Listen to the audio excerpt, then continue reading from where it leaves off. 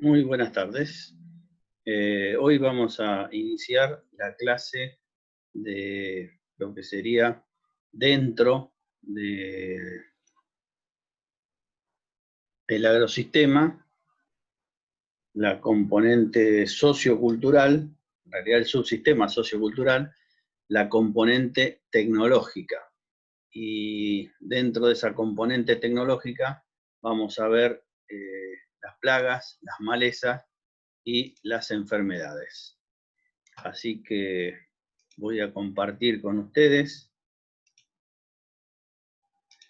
justamente dentro del sistema sociocultural, voy a compartir la clase de hoy y vamos a ver la componente tecnológica.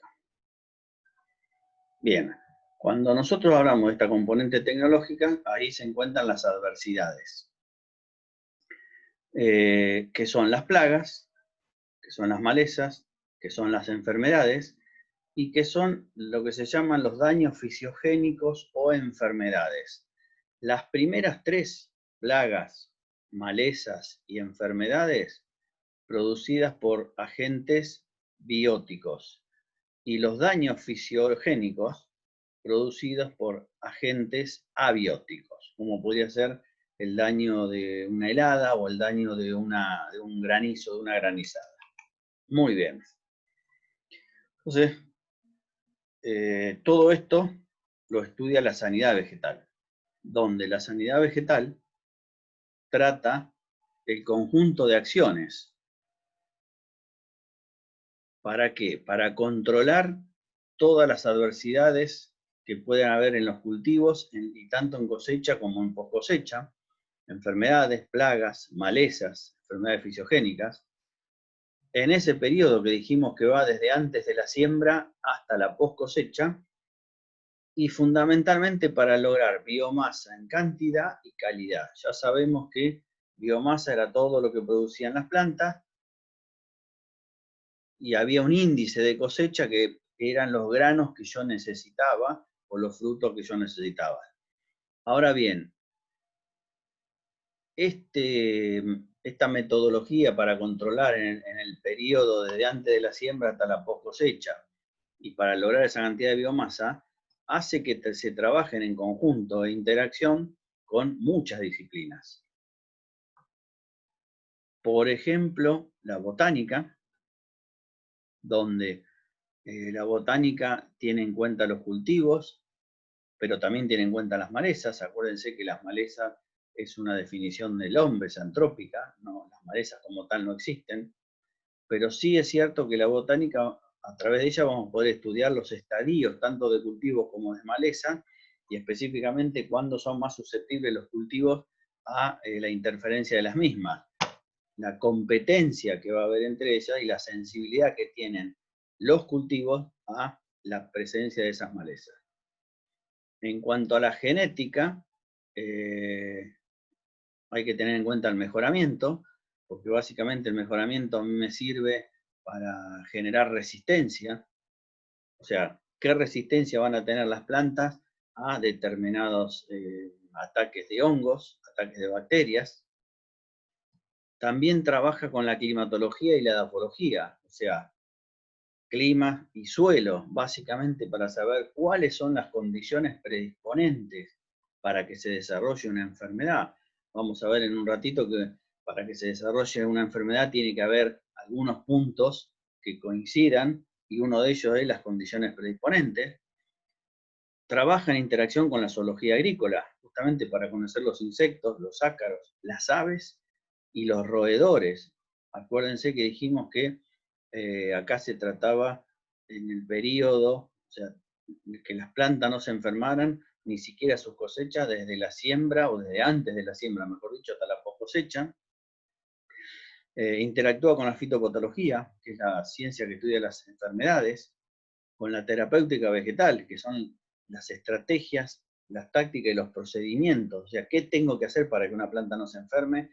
¿O qué tengo que hacer cuando ya se enfermó? ¿Qué tengo que hacer cuando una planta es atacada por un insecto? Y básicamente con el planeamiento. ¿Por qué? Porque en ese planeamiento se hace una evaluación técnico-económica ambiental. básicamente. O sea, y acá, como una de las formas de tratar de controlar todas estas adversidades es el uso de productos químicos, el tema ambiental es muy importante, justamente por los residuos que se pueden generar en el ambiente. Acá tienen ustedes para ver un videíto corto de lo que es la sanidad vegetal. Ustedes esto lo van a tener como asignatura más adelante. Y si nosotros recordamos cómo se definían los rendimientos de los cultivos, esto lo vimos en el subsistema vegetal, vemos que las plagas, las malezas y las enfermedades en general no definen el rendimiento, pero sí lo reducen. Y en la medida que esas plagas, que esas malezas y esas enfermedades sean más frecuentes en el lugar donde estamos, la reducción del rendimiento potencial puede ser mayor si no llegamos a controlar o por lo menos intentar manejar o convivir de la mejor manera posible con estas plagas, estas malezas y estas enfermedades. Dijimos que dentro de la sanidad vegetal había interacción con la fitopatología. La fitopatología estudia las enfermedades parasitarias o infecciosas. ¿Qué características tienen estas enfermedades parasitarias o infecciosas? Bueno, la característica que tienen es que estas enfermedades parasitarias o infecciosas son producidas por agentes patógenos, normalmente conocidos como microorganismos. Y que una vez que alguna planta se enfermó, puede contagiar, puede haber alguna forma en la cual se empiece a realizar el contagio, o sea, ese agente patógeno, ese microorganismo, es llevado a otras plantas vecinas para seguir el contagio. Cuando una planta se enferma, la planta tiene sistemas de defensa. Algunos pueden ser de resistencia o de tolerancia, por ejemplo, a través de variedades o híbridos. Ejemplo, en el maíz hay una enfermedad que es el mal de Río Cuarto, producida por una virosis. Bueno, la única manera de poder sembrar maíz y que no tenga problemas de virosis es con aquellos maíces que son resistentes o tolerantes al mal de Río Cuarto. Pero también es cierto que las plantas tienen algunos sistemas de defensa, compuestos químicos que las mismas plantas tienen, por ejemplo, la cera, lo cual en sus hojas, lo cual dificulta el ingreso de los patógenos, o otros compuestos que son activos como la fitoalexina, que se segregan cuando están atacados por algún parásito. Ahora bien, esas enfermedades se expresan en la planta de dos maneras. Una es el síntoma.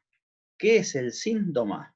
El síntoma es la manifestación del proceso de la enfermedad en la planta. Es decir, cómo se comporta la planta frente a esa enfermedad. Y el signo es la visualización del patógeno. En general, muchas veces estamos viendo el síntoma y el signo, pero a veces solamente visualizamos el síntoma y el signo no lo podemos visualizar. Teniendo en cuenta que estas enfermedades parasitarias infecciosas están producidas por agentes patógenos, ¿cuáles son los agentes patógenos? Y básicamente tenemos tres. Tenemos hongos, que son vegetales que no tienen ni flores ni clorofila. Tenemos bacterias, que son más pequeñas y simples.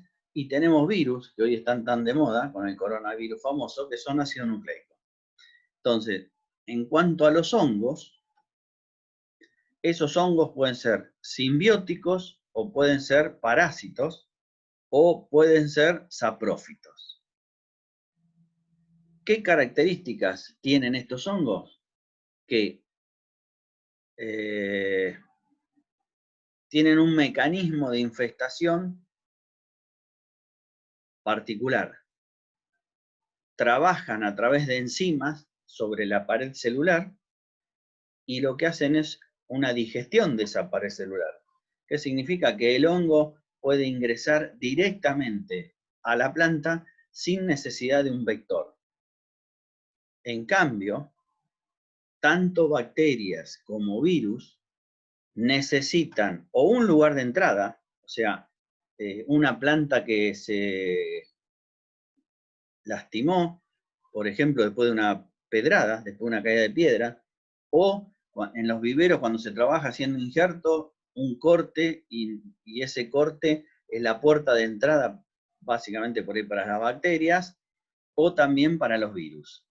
Entonces, la diferencia fundamental entre los hongos y la bacteria y los virus es que las bacterias y los virus necesitan un lugar de entrada, un vector. En cambio, los hongos pueden entrar solo a las plantas porque tienen una capacidad, tienen enzimas para trabajar sobre esa pared celular que tiene grande cantidad de celulosa y lignina, romperla e ingresar. Bien, entonces, dijimos que las enfermedades eran producidas por patógenos. Ahora, hay algo que se llama triángulo de las enfermedades. ¿Qué es esto? Se tienen que dar tres factores, se tienen que alinear tres factores fundamentales para que la enfermedad esté presente dentro de un cultivo. Primero, los factores ambientales. O sea, se puede dar ya sea lluvia, humedad, viento o problemas de suelo o la unión de todos, pero algunos de ellos se tienen que dar y todo dependerá de la cantidad, todo dependerá del tipo de patógeno. También se tienen que dar algunos factores que hagan que quede en los rastrojos en superficie, en la semilla de maleza o en otros cultivos, y también se tiene que dar que haya una dispersión de quiénes, de los patógenos. Entonces, por un lado tengo los factores ambientales, por otro lado tengo los patógenos, y esos patógenos que tienen una determinada manera de dispersarse y de persistir en el ambiente. Y por último, la susceptibilidad del hospedante. O sea, qué característica genética tiene, cuál es el estado fenológico y las condiciones de estrés. Es decir, que cuando se dan los factores ambientales, el patógeno que siempre está y dependerá de cómo se dispersa y la persistencia que tiene, y la susceptibilidad del hospedante, la enfermedad se desarrolla. Y acá tenemos un ejemplo de un conjunto de enfermedades que se llama de fin de ciclo en soja. Por ejemplo, hospedante. La mayoría de los cultivares que se utilizan en soja en Argentina son susceptibles a la enfermedad de fin de ciclo. El patógeno queda en el rastrojo. O sea, no necesita un ser vivo para esperar la próxima cosecha de soja. Se queda en el rastrojo anterior. Y evidentemente, si nosotros hacemos monocultivo de soja, peor. Y por último, el ambiente. Si se dan las lluvias necesarias, la enfermedad se desarrolla. Así entonces como se da una enfermedad. Acá les dejamos unos videos para que ustedes vean, tranquilos en su casa, para ampliar el tema, al igual del escrito que tienen, o sea, del teórico, qué son las enfermedades de las plantas, qué es la sintomatología, o sea, acuérdense que síntoma era lo que yo veía y signo era la presencia del patógeno, y cuáles son las enfermedades en determinados cultivos. Ahora bien, ¿cómo hago yo para manejar estas enfermedades? Bueno, tengo varias alternativas. Una de ellas es a través de la semilla. En aquellos cultivos que se hacen de semilla, tengo que seleccionar la semilla por calidad y normalmente se aplican fungicidas previos a la siembra. ¿Por qué? Porque la primer fuente de entrada de un patógeno en un cultivo es la semilla que voy a sembrar. Otra estrategia de manejo de enfermedades es tener una buena disponibilidad de nutrientes en ese suelo y garantizar la aireación y la desinfección. Con respecto a la disponibilidad de nutrientes, recuerden que una persona que está con debilidad se enferma más rápido. En el caso de las plantas es lo mismo. Si no tengo buena cantidad de nutrientes disponibles, es más propensa a ciertas enfermedades. Otra estrategia es, contra las condiciones ambientales, proteger ciertos cultivos, por ejemplo, contra los vientos, cortinas rompevientos, o aportar de agua, o sea, el riego complementario. ¿Qué hace que un cultivo se enferme? Y si está en estado de estrés hídrico, es más susceptible al ataque de una enfermedad. Bueno, si yo lo riego ese cultivo, voy a hacer que la planta esté en mejores condiciones y se enferme menos. Y obviamente, otra de las estrategias del manejo de enfermedades, por eso vamos a hablar dentro de un ratito de manejo integrado de plagas y enfermedades, es que en general las prácticas generales es rotar los cultivos, porque entonces yo estoy rotando los microorganismos que van a generar enfermedades. Mover las fechas de siembra para tratar de esquivarle a ciertos periodos donde las enfermedades son más virulentas. Desinfectar las herramientas. Hoy hablamos del tema de los virus, cuando uno está haciendo una poda o cuando está haciendo un injerto, en fruticultura especialmente se ve esto, las herramientas tienen que estar desinfectadas porque es la puerta de entrada, por ejemplo, de la bacteriosis o de los virus. Y obviamente la aplicación de agroquímicos está como una alternativa más. No es que la aplicación de agroquímicos es lo único, veo un bicho, voy, le tiro y lo liquido. No, la aplicación de agroquímicos, vea un bicho o vea un hongo o el daño que está haciendo un hongo, determina que en la medida que yo no manejé estrategias desde la semilla, el suelo y las condiciones ambientales, si yo vengo haciendo todo bien, es probable que se enfermen menos las plantas y tenga que usar menos agroquímicos. Pero piensen bien y grábenselo que la aplicación de agroquímicos no es lo único que yo hago para controlar una plaga o una enfermedad. Ahora bien, a nivel mundial se calcula que tanto las enfermedades más las plagas, y acá se suman las plagas, y la terapéutica vegetal actúa sobre ella, entre el 40 y el 50% de las pérdidas de los alimentos se producen por estas plagas y enfermedades. Entonces, por eso la terapéutica vegetal aplica estrategias, diferentes estrategias. ¿Qué hago para que esta planta no se me enferme? ¿Qué hago para que este fruto esté en buenas condiciones? ¿Y qué hago para que este fruto, una vez cosechado, siga manteniendo esas condiciones? Aplica prácticas, o sea, todos los procedimientos para cumplir la estrategia, y aplica procedimientos, que son en realidad las acciones vinculadas con las prácticas. Entonces, hay una serie de estrategias, como por ejemplo la convivencia, que es decir, bueno, convivo con la plaga y ya está. Que me consuman lo que me tienen que consumir, que me destruyan lo que me tengan que destruir. Eso es convivencia. ¿Liberado a qué? Y liberado a las fuerzas naturales. Otra puede ser estrategia la exclusión. Es evitar el contacto geográfico entre la plaga y el bien protegido. Otra es la prevención, anticipar o prevenir ataques. Otra puede ser la erradicación, tratar de aniquilar la plaga, cosa que es bastante complicado. Otra es la supresión, que es suprimir o reducir. Otra es el manejo, que es eliminar la nocividad que puede tener la población de la cual estamos hablando. Y por último, otra es el manejo integrado de plagas, que es reducir en general el promedio de la población de la plaga y si supera determinados niveles, ahí tratar de suprimirla. Por ejemplo, acá hay efecto de 5 estrategias aplicadas en fitoprotección sobre la densidad de población. Las flechas me van a indicar los puntos donde intervienen, donde se producen la intervención humana. Y esta línea de puntos me indica a partir del cual por arriba de esta no es tolerable para el cultivo. Bueno, esto sería la convivencia.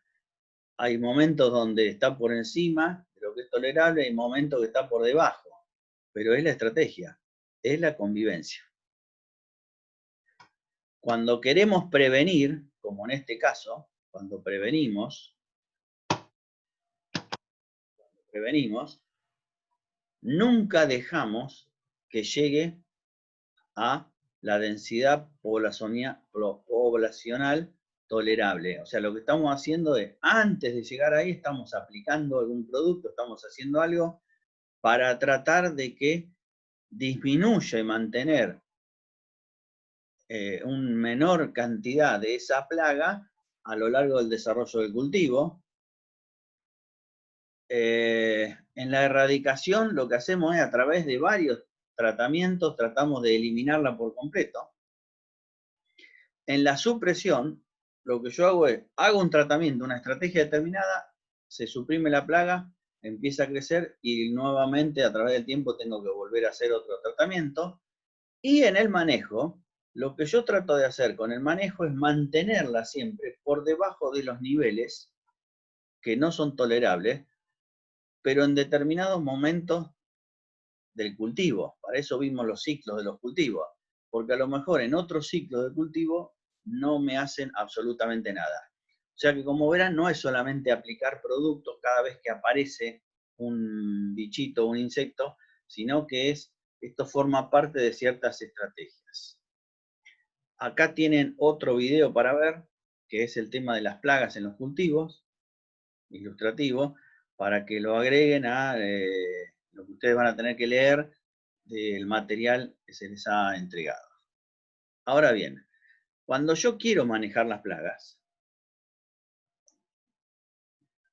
puedo controlarlas, puedo hacer un manejo integrado o puedo hacer un manejo criterioso, que es lo último que está dando vuelta. Si nosotros nos vamos a ver cómo era antes, y cuando decimos antes, 40 o 50 años atrás, hay un umbral de plagas, o sea, una cantidad determinada por encima de los cuales las plagas son perjudiciales para el cultivo. Entonces, uno miraba el umbral, veía qué le ponía, cuánto le ponía, hacía la aplicación y se acabó. Obviamente, si dentro de un mes volvía otra vez al nivel de la plaga, volvía a hacer lo mismo. Cuando hablamos de manejo integrado, estamos hablando de una selección inteligente y una cantidad determinada de tácticas que a mí me aseguren que económica, ecológica y socialmente son favorables. Entonces, esto se basó en la famosa casita del manejo integrado de plagas. Esto ustedes quizá lo vayan a ver cuando lleguen a terapéutica o sanidad, no sé cómo se llama, la asignatura, donde cuando nosotros vemos acá, esto, el control químico es una de las partes del manejo integrado de plagas. Vamos a tener un control cultural, control biológico, hay plagas dentro de los cultivos que son benéficas y que eliminan a las plagas que nos molestan, control etológico, control legal, hay plagas que las tenemos que controlar porque no nos queda otra alternativa, por ley se tienen, pues son plagas nacionales. Todo eso basado en la economía del cultivo y en el conocimiento del sistema. Ahora, esta casa que estaba en perfecto estado, con estas bases, con el correr del tiempo se fue destruyendo. Se fue destruyendo por una serie de motivos que no los vamos a discutir hoy, pero evidentemente fueron cambiando los cultivos, fueron cambiando algunas plagas, fueron cambiando los principios activos, fueron cambiando las técnicas de aplicación.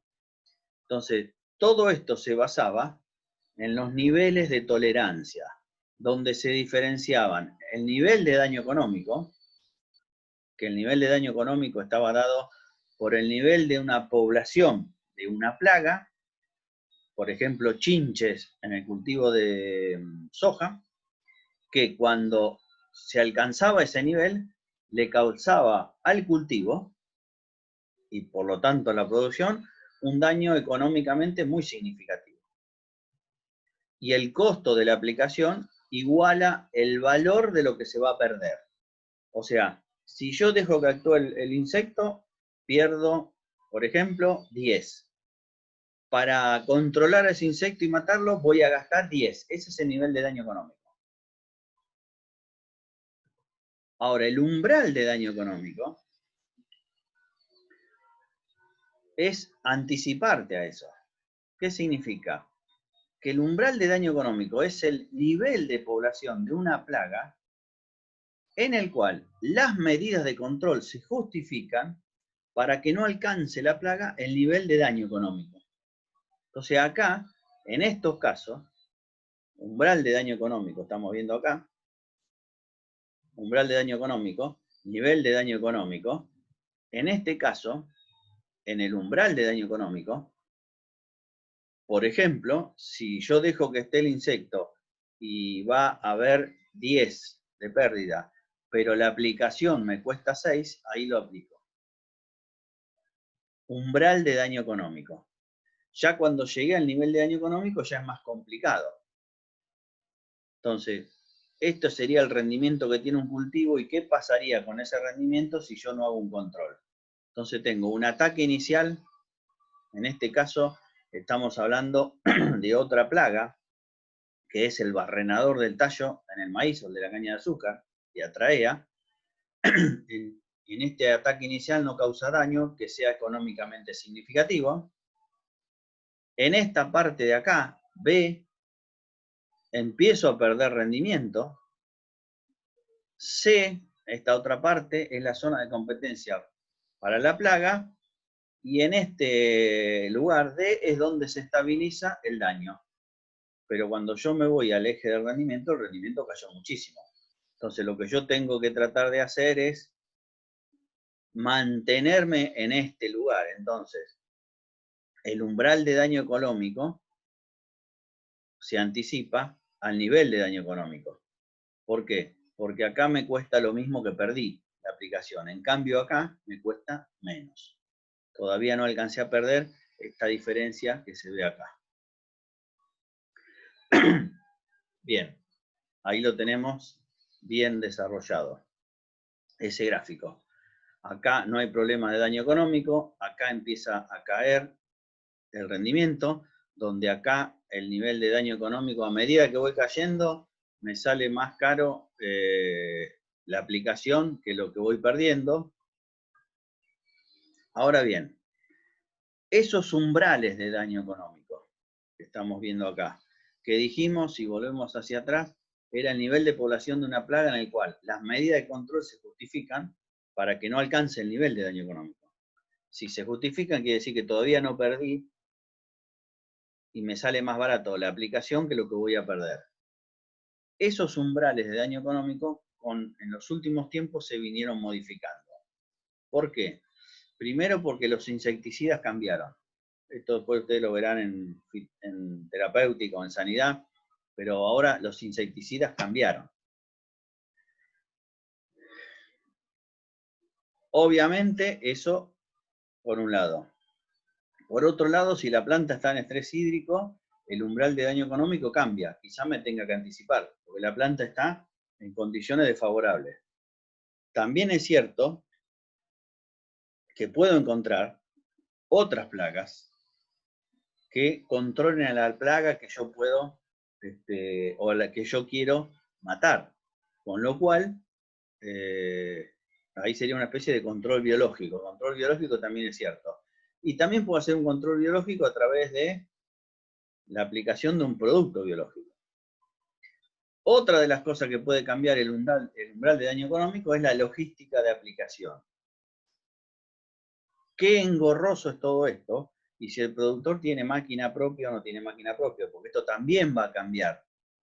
O sea, no es lo mismo que yo llegue al umbral de daño económico y después tarde 20 días en hacer la aplicación, que yo llegue al umbral de daño económico y al otro día lo estoy haciendo. Son cosas distintas. Esto obviamente después se ve con la práctica. También puede modificar el umbral de daño económico, el precio del insecticida. El muestreo, esto es fundamental, después vamos a ver en la segunda parte de esto cuando veamos los insectos, el muestreo es fundamental. saber muestrear para las plagas, y también saber la estructura del cultivo, o sea, cómo el cultivo está desarrollado y cómo cerró lo que se llama la canopia, la parte de arriba del cultivo. ¿Por qué? Porque a veces, si el cultivo está muy cerrado, los productos no ingresan o pasa menos producto hacia abajo y el efecto que se genera es menor.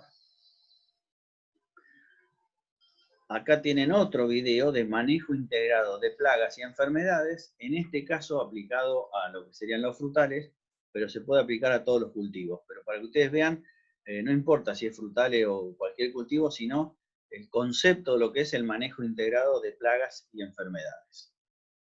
Y hoy la tendencia, viendo todo lo que vimos hasta ahora, es lo que se empieza a llamar el manejo criterioso de plagas, que en realidad es una especie de, es un manejo integrado, pero con más justeza en determinar los productos, las dosis y en qué momento, siempre teniendo en cuenta que para manejar los cultivos hay que tener criterio. Por eso se habla de manejo criterioso de plagas, donde tengo que entender la plaga. Esto significa tengo que conocerla. Tengo que saber cuál es el ciclo biológico de esa plaga y en qué momento es dañino para los cultivos y cuándo no. Tengo que entender el funcionamiento del producto. Una cosa es aplicar un producto insecticida de hace 30 o 40 años atrás y otra cosa es aplicar insecticidas de nueva generación, que actúan de otra manera y cada vez son más específicos, donde controlan una sola especie y el resto de las especies que pueden ser beneficiosas se salvan. Obviamente son más caros. Y también tengo que entender cómo es la interacción del ambiente, el cultivo y el clima, con las plagas y con los productos que voy a utilizar. Por eso, en los últimos tiempos, está muy de moda la aplicación nocturna, básicamente, pero todo esto tiene que ver con la tecnología. O sea, básicamente con el uso de los bandericeros satelitales, que a mí me permiten aplicar de noche, entonces ahí tengo menos efecto del viento y tengo menos efecto de la temperatura y de la radiación, lo que hace que las aplicaciones lleguen a donde tienen que llegar, impacten donde tienen que impactar y obtengan mejores resultados. Entonces, ¿cuáles son las claves para ese manejo?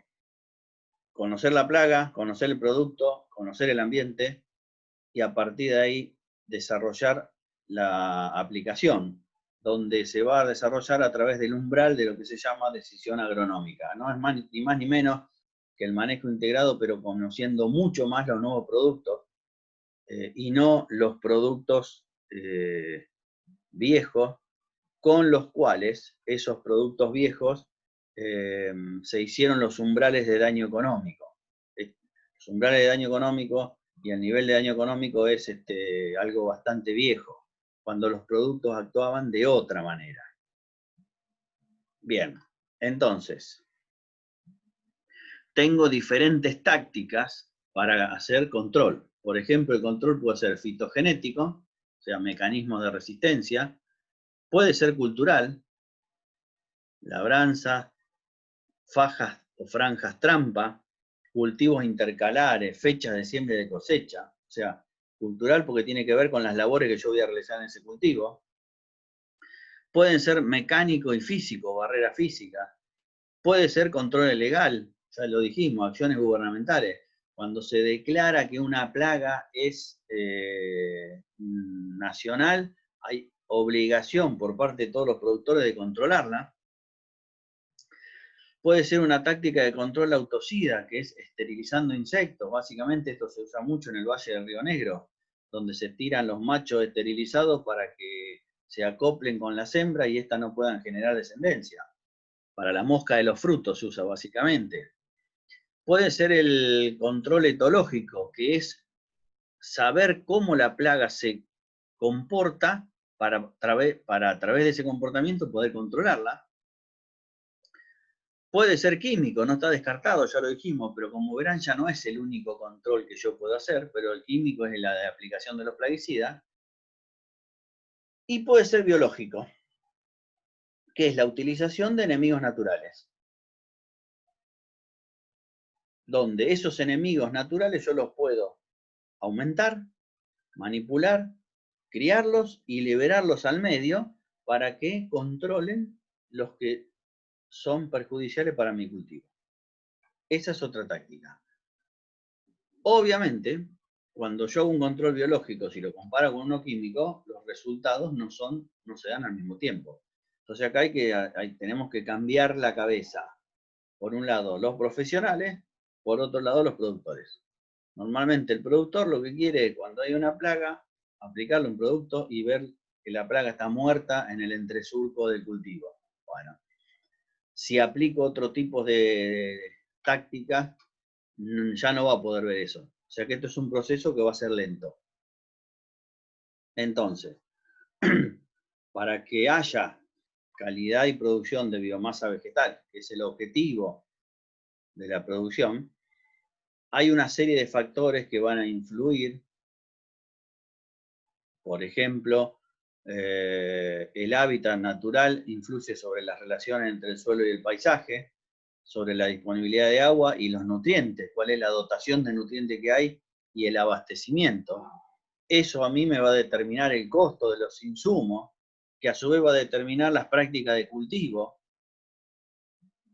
Ese hábitat natural también va a regular la presencia de maleza y de plagas, si va a haber más o menos, va a regular el estado fenológico de los cultivos. Ahora, todo eso influye o pauta las condiciones del suelo e influyen sobre las prácticas de cultivo, el destino de la producción, la fecha de siembra, justamente sobre las prácticas de cultivo, la fecha de cosecha, pero tengan en cuenta que todo esto termina, o sea, los tratamientos que yo haga para la presencia de maleza y de plaga, el control que yo haga, todo esto tiene como objetivo producir calidad y cantidad de biomasa vegetal. Cuando hablamos de biomasa vegetal, estamos hablando de trigo, grano de trigo, semilla de trigo, soja, maíz, girasol, manzana, pera. Ese es el gran objetivo. Y que además esto no termina acá, sino que sigue. ¿A dónde sigue? Después de la cosecha de esos frutos, después de la cosecha de esas semillas. Entonces, si volvemos al esquema de la definición secuencial de rendimiento, decíamos que hay factores que definen, otros que limitan y otros que reducen. Bueno, básicamente, en este esquema de la definición del rendimiento, las plagas, las malezas y las enfermedades reducen, básicamente. Entonces, estas son las estrategias que ya las vimos: convivencia con el cultivo, dejar que la plaga se alimente. Prevenir, dependiendo de qué control realice, es sembrar una variedad resistente. Yo voy a prevenir el ataque de una enfermedad con una variedad resistente. Control cultural, sembrar plantas trampa. Esto se ve mucho en lugares donde se hace horticultura, que se siembran franjas de otra planta diferente para atraer a los insectos. Aplicar un semioquímico a través, sabiendo el comportamiento. ¿Qué es un semioquímico? Son feromonas. Se emplean para el control de plagas, tanto para detección y seguimiento, como la forma directa en las técnicas de confusión sexual, trampeo masivo, atracción y muerte, entre otras. El control químico puede estar dentro de la prevención. Por ejemplo, si yo sé que voy a tener un ataque de insecto de suelo, aplico un insecticida granulado en ese suelo. La exclusión es otra estrategia. Por ejemplo, control legal. Ahora que está tan de moda, imponer una cuarentena. Otra estrategia es suprimir a través del control químico. Otra estrategia es prevenir y supresión, o sea, una especie de doble control ahí, que es el control biológico. Aplico un agente biológico. Hay algunos productos, el Bacillus thuringiensis es un producto que es de origen biológico y se aplica en los cultivos para control de ISOCA, justamente, del lepidóptero. La erradicación, donde yo lo que quiero hacer es liberar insectos estériles. Entonces, al liberar insectos estériles, lo que voy a hacer es que cada vez haya menos descendencia con posibilidades de desarrollarse. Y el control cultural, que puede ser adelantar o atrasar las fechas de siembra o de cosecha. Bien. Acá les dejo 6 videos que hablan todo de sanidad vegetal, para que ustedes vayan entrando en el tema. Si les interesa, como para ampliar el tema que van a tener a través también del teórico. Y lo más nuevo, que es el manejo agroecológico de plagas y enfermedades de los cultivos. Ahora que la agroecología está bastante de moda, está en boga, manejo agroecológico de plagas y enfermedades de los cultivos. Bien, hasta acá vimos las enfermedades parasitarias. Ahora vamos a ver la fisiogénica rápidamente, o no parasitarias. Son aquellas que pueden ser climáticas, por acción del clima, una helada, un granizo, una sequía.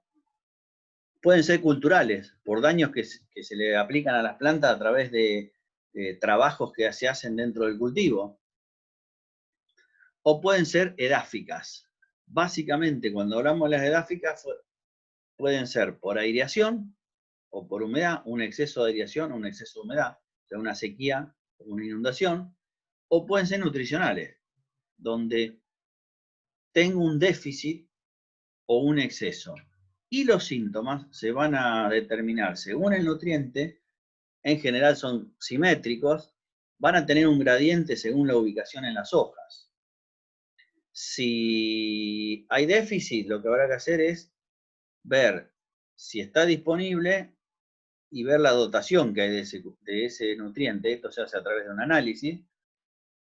Y la otra es saber de qué tipo de nutrientes estamos hablando, porque hay factores que influyen en la absorción. Hay factores internos del vegetal, o sea, la edad del vegetal, la genética, o sea, hay especies, por ejemplo, los maíces híbridos simples son más ávidos de fertilizaciones que los maíces comunes o las variedades que utilizaban nuestros antepasados, nuestros ancestros.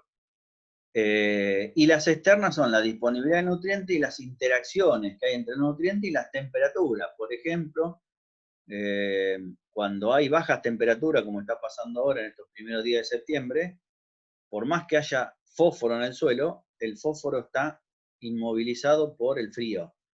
Entonces, esto es un síntoma muy común en los maíces que se siembran temprano, que se ponen de un color medio bordó. Eso es falta de fósforo. Entonces, aunque la dotación del nutriente sea buena en el cultivo, lo que tengo que hacer es aplicar el nutriente un poquito como arrancador para que esté disponible para las plantas. Dentro de los nutrientes tenemos nutrientes esenciales, tenemos macro, tenemos microelementos. ¿Por qué son esenciales? Cuando forman parte de un compuesto de una reacción enzimática, porque su ausencia impide completar el ciclo de la planta, porque es insustituible, si no está ese no lo puedo reemplazar por otro, y porque tiene un efecto directo.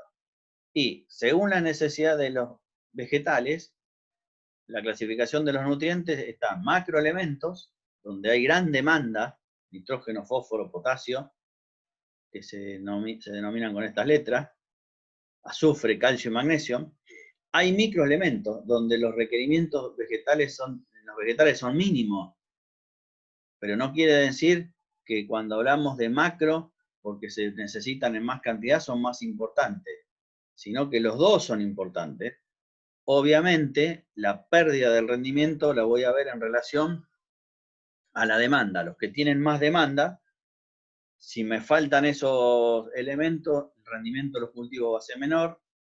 Los que tienen menos demanda, si me falta ese elemento, los rendimientos de cultivo van a decaer mucho menos. Ahora, si hablamos de algunas producciones intensivas, como puede ser la horticultura y la fruticultura, los microelementos se deben colocar exactamente igual que los macro, porque si bien no hay pérdidas de rendimiento en las cosechas de manzana, de pera, de membrillo, de durazno, de lo que sea, sí hay problemas de calidad de los frutos, inclusive de enfermedades, justamente. Si me faltan nutrientes, están más propensos.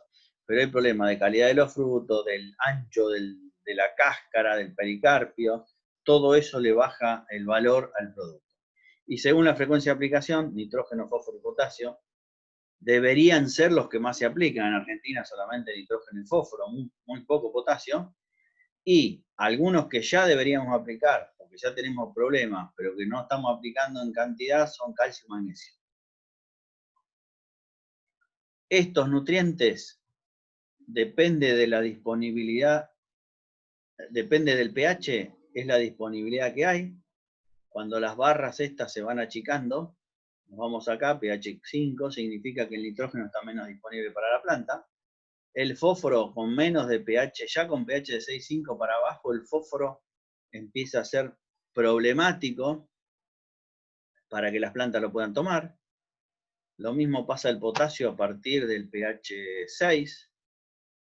Algunos, en la medida que el pH se acidifica, son menos o están menos disponibles para la planta, pero hay otros que están más disponibles para la planta y se transforman en fitotóxicos, como el hierro. Entonces, hay una relación directa entre el pH del suelo y la disponibilidad de los nutrientes. Y acuérdense que el pH del suelo, entre otras cosas, dependía de los contenidos de materia orgánica. Y acá empieza todo un circuito, la materia orgánica, la estructura, la permeabilidad del suelo, la infiltración, etcétera, etcétera, etcétera. Y en la planta yo puedo hacer un diagnóstico de deficiencias nutricionales. Cuando se observan los síntomas de deficiencia en la planta, eso sería una deficiencia nutricional clínica, pero también hay deficiencias nutricionales subclínicas. Cuando yo no puedo observar eso en la planta, pero yo sé que si aplico esos nutrientes, la planta responde. Y obviamente los nutrientes tienen un movimiento en el suelo y tienen otro movimiento que puede ser diferente al del suelo en la planta. ¿Qué significa? Por ejemplo, el fósforo dentro de la planta es muy móvil, pero en el suelo es inmóvil.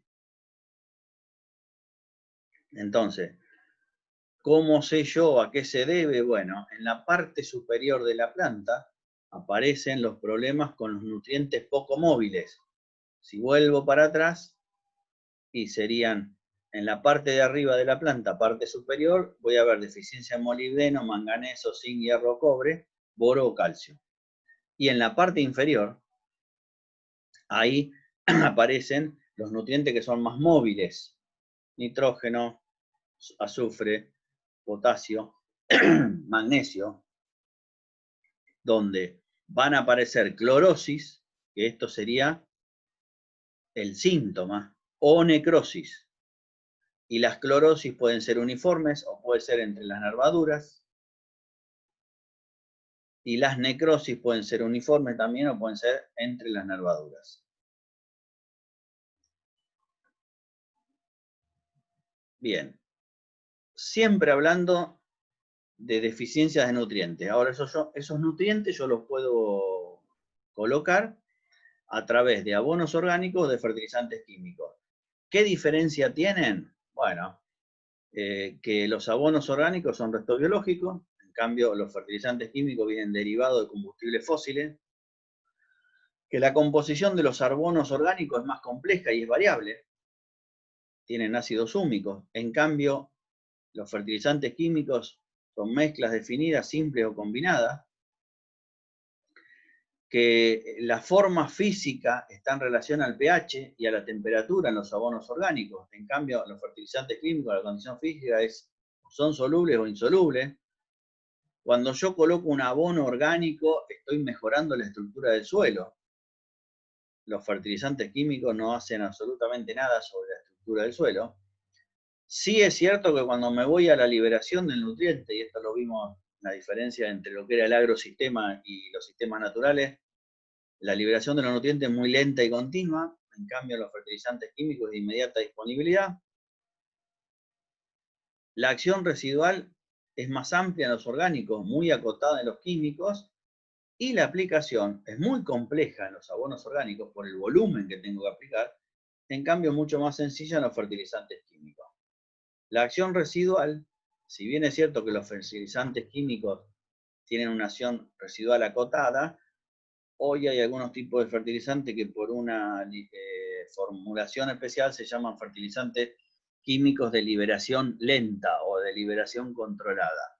Pero bueno, en general todos los fertilizantes químicos son de inmediata disponibilidad y no tienen mucha residualidad.